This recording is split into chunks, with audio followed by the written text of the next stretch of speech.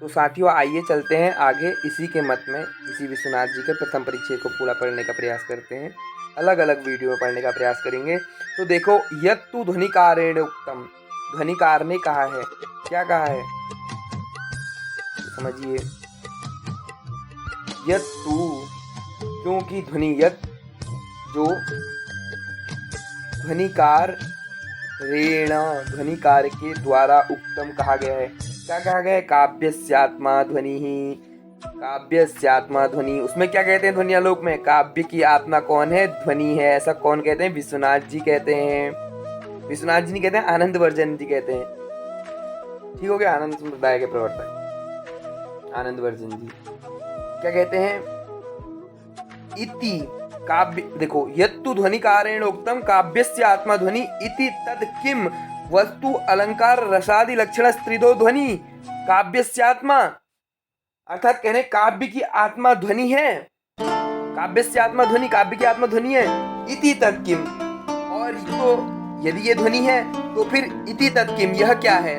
वस्तु अलंकार रसादि, वस्तु ध्वनि, अलंकार ध्वनि, रस ध्वनि, ये हम अभी इसमें पढ़ेंगे ध्वनि आलोक में। वहां पे एक पंक्ति भी आती है, रस ध्वनि को आत्मा मानते हैं, लक्षणादि लक्षण स्त्रिधो रूपो ध्वनि काव्यस्य आत्मा, उसको काव्य की आत्मा मानते हैं। फिर कहते हैं उत रसादि रूप मात्रो वा, ये रसादि रूप मात्र को, केवल रसादि ध्वनि को आप क्या करते हैं? काव्य की आत्मा मानते हैं। तो कह रहे हैं न अद्य,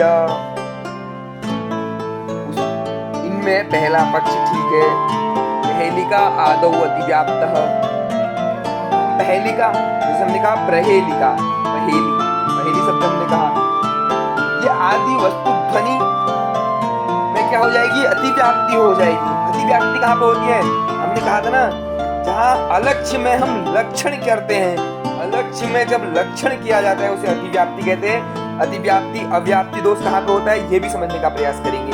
ठीक हो गया, इसको अगली वीडियो में समझेंगे कि अतिव्याप्ति अव्याप्ति कैसे होता है। जो टॉपिक छूटते जा रहे हैं इनको कहीं ना कहीं आपको ये समझने में मिलेंगे, अतिव्याप्ति अव्याप्ति सब कुछ आपको समझने मिलेगा। बिल्कुल बने रहिए, देखते रहिए कि कहाँ पे क्या कह रहे हैं, कहाँ पे अतिव्याप्ति होगी, कहाँ पे अव्याप्ति होगी। हो गया, तो कह रहे हैं अतिव्याप्ति हो जाएगी, जहाँ अलक्ष्य में लक्षण किया जाता है उसे अतिव्याप्ति कहते हैं। ठीक हो गया, इतना समझ लीजिए। अभी फिर कह रहे हैं इनमें दूसरा द्वितीय छेद, कुछ और लिखा है, द्वितीय छेदों ऐसा कर दो। इनमें दूसरा पक्ष केवल रसादि ध्वनि को काव्य मानता है, ध्वनि को ही काव्य का मानते हैं। तो हमें ये कहते हैं विश्वनाथ जी इति ब्रूमः, ऐसा कहते हैं। तो ये कहते हैं कि हमको मंजूर है, दूसरा पक्ष हमको मंजूर है। दूसरा पक्ष कौन सा था? केवल रसादि ध्वनि को, रसादि ध्वनि को कहा उन्होंने,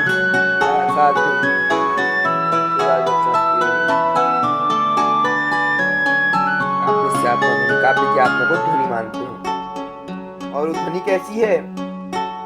रसादि की ध्वनि को काव्य मानते हैं, क्योंकि भैया इनका लक्षण ही है ना वाक्य में सार्थकम काव्य, ये अपने लक्षण को सिद्ध करना चाह रहे हैं। इतनी बात बैठा लो। जिसके बारे में जो कह रहे हैं, अब मान लो इन्होंने, अब इनकी बात पढ़ के, इनका काव्य पढ़ के, तो हमको ऐसे ही लगेगा कि विश्वनाथ कुछ नहीं, मतलब मम्मट कुछ नहीं है, मम्मट ने कुछ नहीं किया, आनंदवर्धन कुछ नहीं है, क्योंकि भैया ये सभी का खंडन कर रहे हैं। तो तुम तो कहोगे कि ये सर्वे सर्वा यही है विश्वनाथ जी, लेकिन ऐसा भी नहीं है। हम विश्वनाथ जी का भी सम्मान करते हैं, मम्मट जी का भी सम्मान करते हैं, ध्वन्यालोककार आनंदवर्धन का भी सम्मान करते हैं, क्योंकि उन्होंने भी जो ग्रंथ लिखे, देखो अपने आप में कोई कम नहीं है इन सब में। यदि हम पढ़ेंगे ना, इन सब के बीच में आएंगे तो हम फंस जाएंगे। ठीक हो गया, तो चलते रहो। जो विश्वनाथ जी कह रहे हैं विश्वनाथ की सुनो, और जहाँ पे ध्वन्यालोककार कह रहे हैं वहां पे ध्वन्यालोक की सुनो। क्योंकि देखो, ये देखो क्या कर रहे हैं, ये अपनी एक बात रख रहे हैं, ये खंडन नहीं कर रहे हैं। ये समझ लीजिए कि अपनी बात कर रहे हैं, खंडन भी कर रहे हैं, क्योंकि खंडन हो ही जा रहा है उसमें। ठीक हो गया, लेकिन ये एकदम लड़ाई करने वाले पक्ष में नहीं है, जैसे आजकल होता है कि ना, कि एक दूसरे में लड़ाई हो जाती है बातचीत में ही, तो वो ऐसे समझ में नहीं है। तो देखो उसके बाद क्या कह रहे हैं, फिर वो अपने आप में प्रश्न करते हैं, कहते हैं, क्या कहते हैं, ननु यदि रसादि रूप मात्रो ध्वनि काव्यस्य आत्मा तथा, कहते हैं यदि रसादि ध्वनि को काव्य की आत्मा मानते हैं तो कहते हैं श्वश्रुरत्र निमज्जति, केवल रसादि ध्वनि को, वस्तु ध्वनि, अलंकार ध्वनि और ये जो हमने बताई ना, इनको यदि नहीं मानते हैं काव्य की आत्मा, केवल रसादि ध्वनि को मानते हैं, वस्तु ध्वनि अलग अलंकार ध्वनि को नहीं मानते हैं, केवल रसादि ध्वनि को काव्य की आत्मा मानते हैं। तो कहते हैं शत्रुरत्र सेते शत्रुरत्र निमज्जति यत्राहम दिवस एव प्रलोकय मां पथिक रात्र्यन्ध्य सय्यायाम मम निमिक्षसि। देखो इसमें कुछ और लिखा है, शत्रु अत्र सेते निमज्जति अत्राहम दिवसकम प्रलोक्य मां पथिक्रात्यंधका संज्ञायाम मां निमक्षसि। तो देखो नायिका क्या कहना चाह रही है, नायिका कहना चाह रही है श्वश्रु अत्र सेते। तो सबसे पहले आपके लिए प्रश्न है कि श्वश्रु किसे कहते हैं, यह आपको ढूंढना है। शत्रु अत्र सेते, शत्रु किसे कहते हैं? शत्रु अर्थात सास, मैं तो बताऊंगा ही। शत्रुर अत्र निमज्जति अर्थात मेरी जो सास है, मेरी नायिका कहती है जो मेरी सास है वो अत्र निमज्जति, वो यहाँ पर सोती है, निद्रा में मग्न रहती है। अत्र अहम, और यहाँ पे मैं सोती हूँ। दिवसैव प्रलोकय, यहाँ पे कौन सी संधि हो जाती करना चाहते तो, और एक को आई हो जाता। तो कह रहे हैं दिवसैव प्रलोकय था। ये सब क्या करो तुम दिन में ही देख लो। क्या देख लो? मेरी सासू माँ यहाँ पे सोती है, ठीक हो गया। निमज्जति यहाँ पे निद्रा में मग्न रहती है।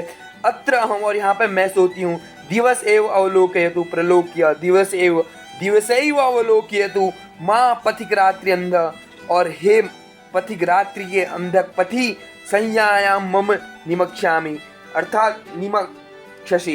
इसमें गलत लिखा हुआ है, तेरा दिखने में कठिनता हुई होगी। तो तुमको कहनी चाहिए कि रात का समय होगा और मेरी सासू माँ यहाँ पे सोती है, अत्र यहाँ पे मैं सोती हूँ। ये सब दिन में ही देख लो।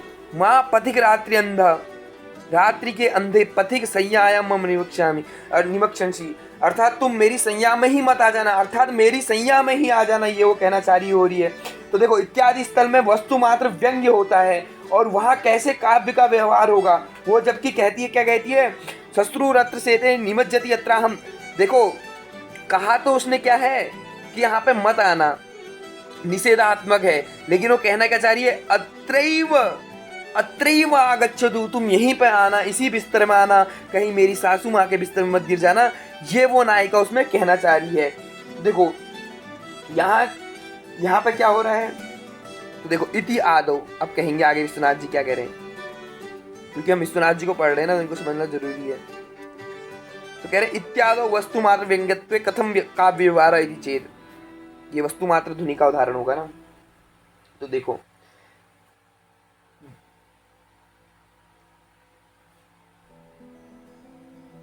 इत्यादौ, इति आदौ वस्तु मात्र व्यंग्यत्वे कथम काव्य व्यवहार इति चेत। इत्यादि स्थल जो हैं वस्तु मात्र के व्यंग्य में, जहां पे वस्तु मात्र व्यंग्य होता है वहां कैसा काव्य व्यवहार होगा? उत्तर देते हैं ना अत्रापि रस भास वत तया एवेति, यहाँ पर भी रसाभास होने से ही हम काव्य मानते हैं। रस का जब हमको आभास है तभी हम काव्य मानते हैं। एवेति ब्रूमः अन्यथा देवदत्तो ग्रामम याति, हमने कह दिया, वरना क्या करेंगे कि यदि ऐसा मान ले कि देवदत्त गांव को जाता है, देवदत्तो ग्रामम याति, देवदत्त गांव को जाता है। इति वाक्ये तद प्रभृत्यस्य, क्या लिखा है? तद अनुसरण रूप व्यंग्य अवगते अपि काव्यत्व स्यात्। अब देख लीजिए क्या कह रहे हैं? देवदत्तो ग्राम्यम प्रति इति वाक्य, इस वाक्य में क्या हो? तद भृत्य, भृत्य अर्थात किसे कहते हैं? नौकर को। नौकर के, उसका, देवदत्त के नौकर के अनुसरण करके, यानी कि देवदत्त, इस वाक्य में क्या है? देवदत्त नौकर के अनुसरण रूप व्यंग्य अर्थ में काव्य का लक्षण जाएगा। ये लक्षण वरना किस में जाएगा? ये स्वयं किसकी उक्ति है? दूती की उक्ति है। वरना यदि हम ऐसा नहीं करें, ऐसा न माने, तो ऊपर जो इन्होंने कहा इत्यादो वस्तु मात्र व्यंग्यत्वे कथम काव्य व्यवहार इति चेत्, इत्यादि स्थल में हम काव्य व्यवहार कैसे कर सकते हैं, कैसे होगा इत्यादि स्थल में? तो कह रहे यहाँ पे पूरी रसाभास होने से ही, रस का जब आभास होगा, रस भाव, पहले रस भाव, रसा भाव, भाव रस भाव, उदय भाव, शांति भाव, सफलता इत्यादि जो है ये, इन्हीं से हमको रस की प्रतीति होती है। तो कह रहे स्वयं द्योति की जो उक्ति है ये क्या हो जाएगी, उपनायक रूप पथिक में रति होने से यहाँ सिंगाराभास है, यह तात्पर्य है। यहाँ क्या हो रहा है कि दूसरा कोई उपनायक रूप पथिक में रति होने का, रति का आभास हो रहा है, सिंगार का आभास हो रहा है, क्योंकि सिंगार की बात चल रही है। आस्वाद का भी यहाँ आस्वाद हो रहा है, आभास हो रहा है, आस्वाद का भी हो रहा है, आभास हो रहा है। विषय, आस्वाद का विषय होने से क्या होगा, ये काव्य कोटि में आ सकता है। फिर क्या कहते हैं,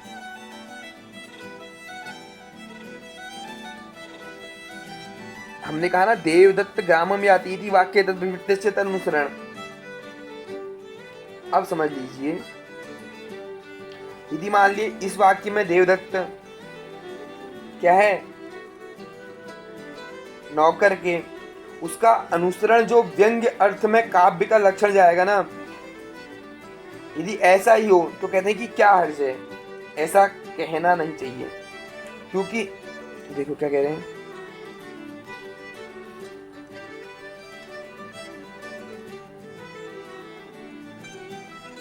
देखो यहां से पढ़ते ना, थोड़ी पेंसिल इधर उधर हो जाएगी। तो देखिए ना, काव्य प्रयोजन ही रसास्वाद मुख पिंड दान द्वारा वेद शास्त्र मुमुखानाम। तो क्या कह रहे हैं, काव्य से प्रयोजन ही, काव्य का उद्देश्य श्रृंगार आदि का,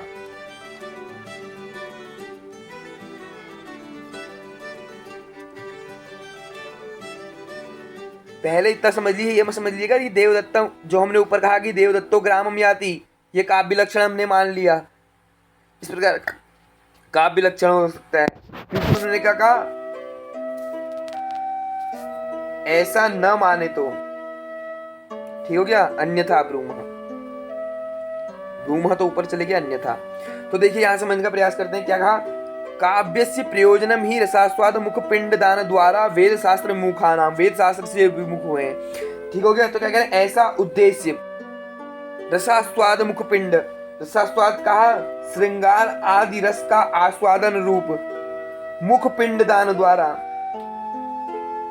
दान रूप उपाय से वेद आदि शास्त्रों में विमुख देखो फिर उसके बाद क्या कह रहे हैं, अगली पंक्ति क्या कह रहे हैं, सुकुमार मतीनाम राजपुत्रादीनाम, सुकुमार बुद्धि वालों को, राजपुत्रादीनाम राजपुत्र आदि सुकुमार, देखो राजपुत्रादीनाम विनयानाम, राजपुत्र आदि सुकुमार बुद्धि वालों को रामादिवत प्रवर्तितव्यम, न रावणादिवत, राम की तरह आचरण करना चाहिए, न कि रावण की तरह, इत्यादि कर्तव्य इत्यादि कृत्याकृत्य प्रवृत्ति निवृत्ति उपदेश द्वारेण, उपदेश इति क्या कह रहे हैं, जो हमने उपदेश ये पहले हमने बता दिया ना कि कृत्य अकृत्य, कौन से कर्म को कृत्य अर्थात कृत्य की प्रवृत्ति, क्या करना है, ऐसी प्रवृत्ति हमारी किस चीज में है और क्या अकृत्य है और उससे हमको कब निवृत्त होना है, ऐसे प्राचीन आचार्यों ने भी कहा है, ये उपदेश दिया है। ठीक हो गया, उपदेश देना है। काव्य का उद्देश्य क्या है, श्रृंगार आदि रसास्वादन उपाय से वेद आदि विमुख शिक्षा के योग्य राजपुत्र आदि सुकुमार बुद्धि वालों को राम आदि के समान आचरण करना चाहिए, कैसा आचरण करना चाहिए, नहीं करना चाहिए, ये सब उपदेश दे करके उपदेश देना है। तथा चाग्नेय अग्नि पुराणे भी, अग्नि पुराण में भी कहा गया है, क्या कहा गया है, कह रहे हैं वाग वैदग्ध्य प्रधाने प्रधाने भी रस एवात्र जीवितम, दिखाई नहीं दे रहा, इसको हटा दो। तो देखिए वाग वैदग्ध्य प्रधाने भी रस एवात्र जीवितम, कह रहे हैं उक्ति वैचित्र की प्रधानता, वाग वैदग्ध्य की प्रधानता होने पर भी क्या करे, रस एवात्र जीवनम, रस ही क्या है, जीवनम इति। देखो यहाँ पे इन्होंने इसका समर्थन कर दिया, क्योंकि वाक्यम रसात्मकम काव्यम इन्होंने सिद्ध करना है, आगे सिद्ध करेंगे। अभी हम पंक्ति से चल रहे हैं, तो पंक्ति से अर्थ लेने का प्रयास कीजिएगा। तो क्या कह रहे हैं, व्यक्ति विवेकारेण आपि उक्तम। अब व्यक्ति विवेककार कौन है, महिम भट्ट, उनका खंडन करेंगे अगले भाग में, उसका खंडन करेंगे। ठीक हो गया। तो यहाँ जो हमने किस किस का बता दिया। देखो ये किसका उदाहरण था। इससे पहली वीडियो भी मैंने बताई, तो उसमें मैंने वक्रोक्तिकार का खंडन किया। ठीक हो गया। तो हम भोज का खंडन कर रहे हैं। स्वस्ति कंठाभरणम में उन्होंने ये अपना काव्य लक्षण दिया हुआ है, तो उसका हम खंडन कर रहे थे। तो उसका खंडन विश्वनाथ जी ने कर दिया है और अपना मत सिद्ध कर दिया हुआ है। देखो उनकी बात ये जरूर रख देते हैं, इन्होंने बता दिया कि काव्य क्यों नहीं हुआ, क्योंकि उन्होंने क्या करा था। देखो ये काव्य लक्षण को देख लीजिए, भोज के मत में काव्य लक्षण पूछ भी सकता है, इसको याद कर लीजिएगा हमेशा के लिए। ये देखो ये जो यहाँ पे इन्होंने कहा है ना काव्य लक्षण, देखो अदोसम, ये भोजराज के मत में क्या है, काव्य का लक्षण है।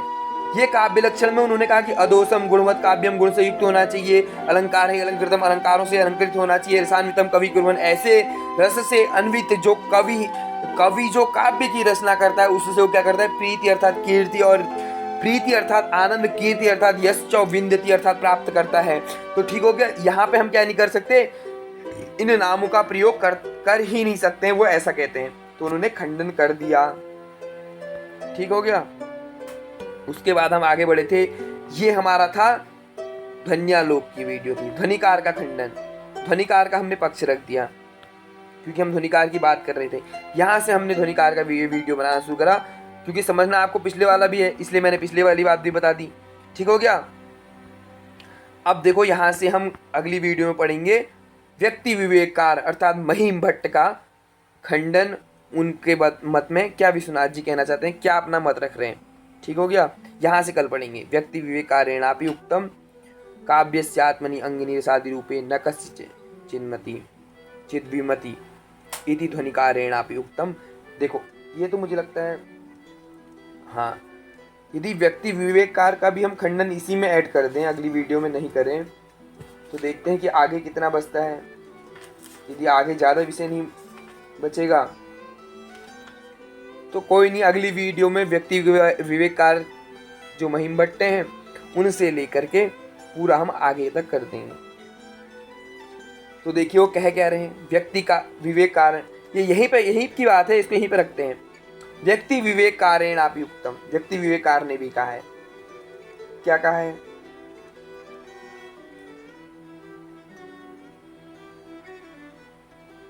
काव्यस्य आत्मनि संगीनी, काव्यस्य, देखो क्या कह रहे हैं, काव्यस्य आत्मनि अंगिनी,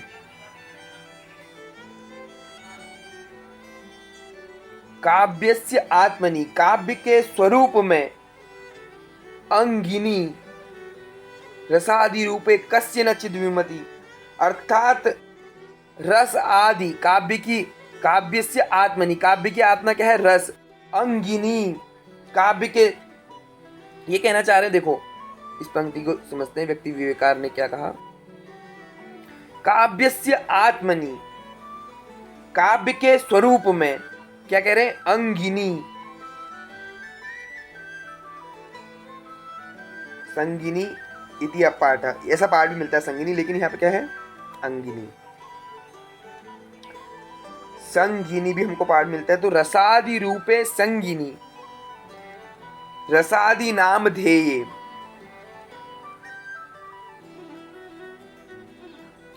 अर्थात वो कह रहे हैं कि यदि हम इसकी रस की बात कर रहे हैं तो कस्य न विमति, कस्य न चिद विमति, अर्थात रस आदि नाम वाले काव्य के स्वरूप में किसको विवाद नहीं है। देखो कहा ना, रसादि रूपे न कस्य चिद विमति, काव्यस्य आत्मनि, काव्य के स्वरूप वाले, स्वरूप में किसको विवाद नहीं है, रस आदि नाम वाले, यदि रस आदि नाम जिसका है, ऐसा जो कोई काव्य है, उसमें क्या कह रहे हैं, किसको विवाद नहीं है, अर्थात विवाद जरूर है।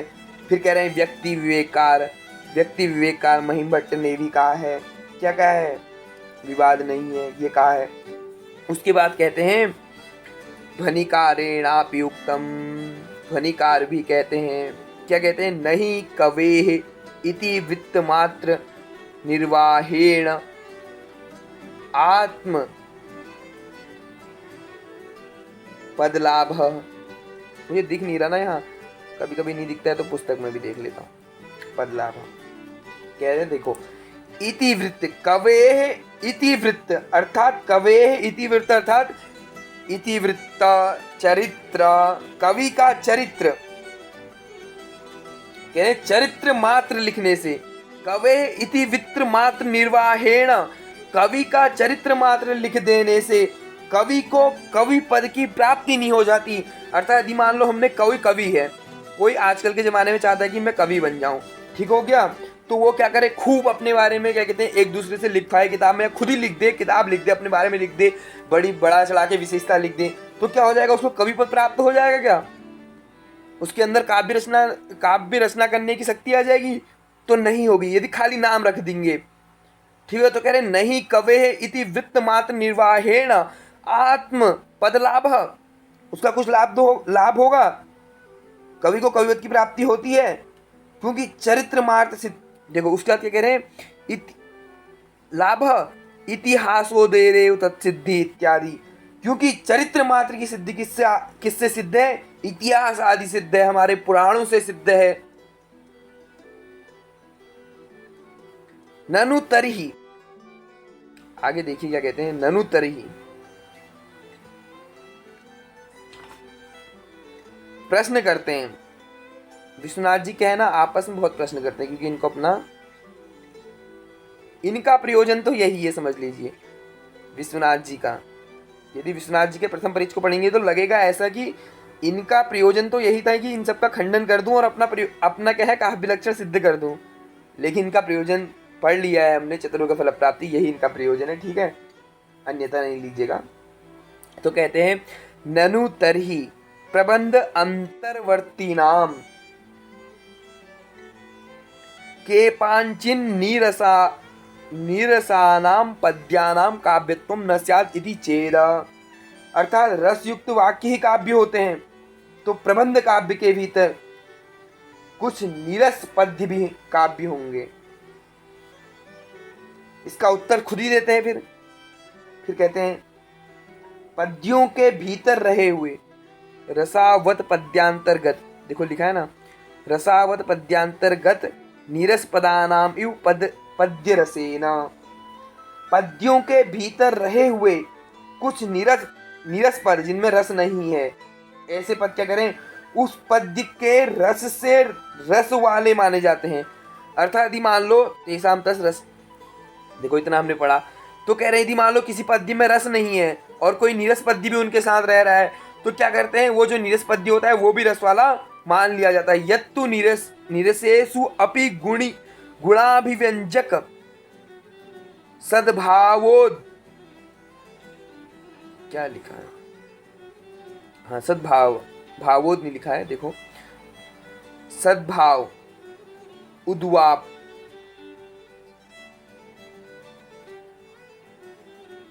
लापो भावात अलंकार भावाच काव्य व्यवहार सरसादि काव्य। तो देखिए क्या कह रहे हैं विश्वनाथ जी, आगे ध्यान दीजिए, वैसे ही यत्तु नीरसे सुअपि, नीरस पद्य भी क्या कर रहे हैं,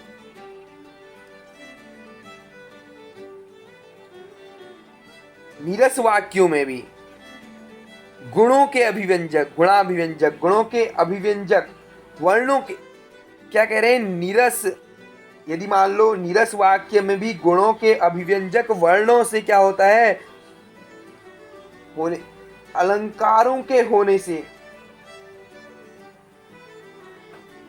देखो लिखा है ना, अलंकार रस भावाच्च सद्भावाश्च काव्य व्यवहार, अर्थात यदि मान लो उसमें क्या कहते हैं, जो नीरस वाक्यों में गुणों का अभिव्यंजक है, वर्णों के होने से, दोषों के न होने से, अवाप उद्वाप लाना ले जाना एक शब्द होते हैं ना, यहाँ पे मैंने वही पढ़ दिया था।